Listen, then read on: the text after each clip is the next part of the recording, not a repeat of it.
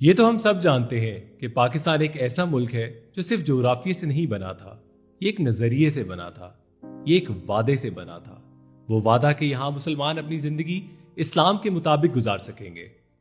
میرا نام ملک انیک علی کھٹانا ہے، میں ایک وکیل ہوں اور ایک حافظ قرآن بھی۔ میں نے بچپن میں قرآن حفظ کیا، لیکن جیسے جیسے میں بڑا ہوا میرے دل میں ایک سوال پیدا ہوا۔ ہم قرآن تو پڑھتے ہیں، لیکن کیا ہم اسے سمجھتے بھی ہیں؟ علم کی تلاش مجھے پاکستان سے باہر لے گئی۔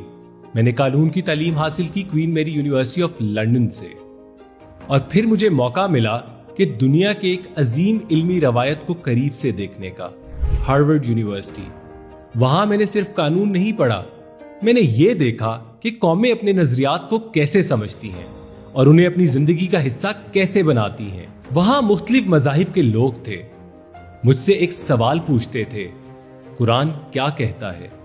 یہ ایک سادہ سوال تھا، لیکن اس سوال نے مجھے ایک گہری حقیقت کے سامنے کھڑا کر دیا۔ پاکستان میں کروڑوں مسلمان قرآن پڑھتے ہیں، لیکن اگر وہ اسے سمجھتے نہیں تو وہ اسے اپنی زندگی میں کیسے نافذ کریں گے؟ جب میں نے اس سوال کو قانون کی نظر سے دیکھا تو مجھے ایک حیران کن حقیقت نظر آئی۔ پاکستان کا آئین article 31 of the constitution of Pakistan ریاست کو یہ ذمہ داری دیتا ہے کہ وہ مسلمان کو قرآن اور اسلامی تعلیمات کے مطابق زندگی گزارنے کا موقع فراہم کرے گی۔ یہ صرف ایک مذہبی اصول نہیں، یہ ایک آئینی وعدہ ہے، ایک ریاستی ذمہ داری ہے۔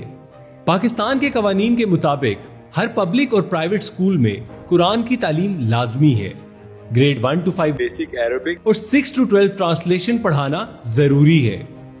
یہ ایک تاریخی قدم تھا، لیکن اس کے ساتھ ایک بنیادی سوال پیدا ہوا۔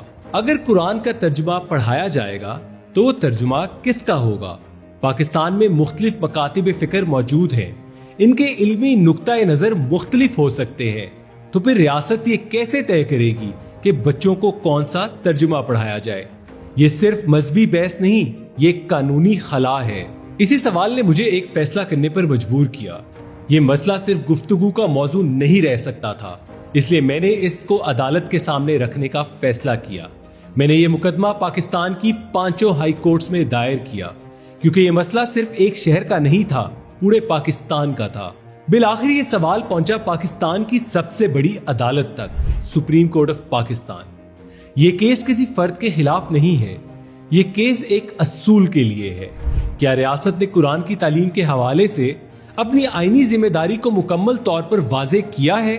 قرآن کو پڑھنا صرف عبادت ہے، لیکن قرآن کو سمجھنا انسان کو بدل دیتا ہے۔ یہ انصاف سکھاتا ہے، یہ طاقتور کو جواب دہ بناتا ہے، یہ کمزور کو وقار دیتا ہے، یہ انسان کو یاد دلاتا ہے کہ سچائی کے بغیر معاشرہ قائم نہیں رہ سکتا۔ میرا سوال بہت سادہ ہے، اگر پاکستان کے بچوں کو قرآن کا ترجمہ پڑھایا جانا لازمی ہے تو ریاست یہ بھی واضح کرے کہ وہ ترجمہ کیا ہوگا، اور اس پر قومی اتفاق رائے کیسے قائم کیا جائے گا، کیونکہ قرآن صرف ایک کتاب نہیں، ایک ہدایت ہے، اور جب ایک قوم ہدایت کو سمجھ کر پڑھتی ہے تو صرف سوچ نہیں بدلتی، تاریخ بدل جاتی ہے، اور شاید وہی لمحہ ایک نئی قوم کی ابتدا ہوتا ہے۔ میں آخر میں آپ لوگوں سے صرف ایک ہی سوال کرنا چاہوں گا، کیا آپ قرآن پاک کو صرف پڑھنا چاہتے ہیں یا آپ اس سے ہدایت بھی لینا چاہتے ہیں؟